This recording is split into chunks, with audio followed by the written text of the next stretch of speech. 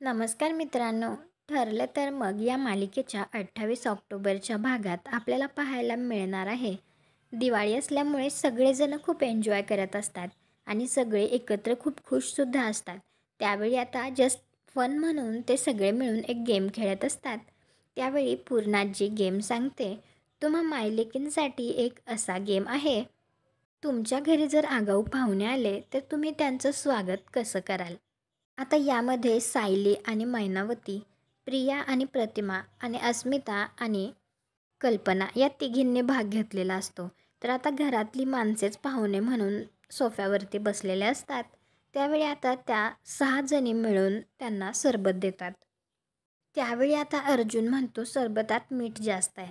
तर प्रिया लगेच म्हणते मी आता परत नाही बनवणार.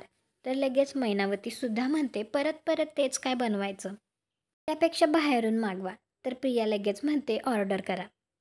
मैनावती आणि प्रियाचं बोलणं आणि वागणं अगदी सेम सेम येत असतं. तर अस्मिता पूर्णाजीच्या कानात म्हणत असते मैना काकू आणि प्रिया या दोघींचं डोकं किती सेम सेम चालतं ना. त्या सायलीपेक्षा प्रियाचीच आई जास्त वाटतात. हे अर्जुनच्या सुद्धा लक्षात आलेलं असतं. त्यावेळी तो सुद्धा मनात विचार करत असतो मैना काकूचं वागणं बोलणं अगदी सायलीच्या विरुद्ध आहे. त्यांची DNA टेस्ट मला करायलाच हवी. तुम्हाला काय वाटतं आता अर्जुन त्या दोघींची DNA टेस्ट करेल का आणि त्या रिपोर्ट्समध्ये त्याला सत्य समजेल का की मैना काकू ही सायलीची खरी आई नाही आहे? कॉमेंट करून नक्की सांगा. व्हिडिओला लाईक करा. आपल्या मराठी मालिका चॅनलला सबस्क्राईब करा. भेटू पुढील भागात.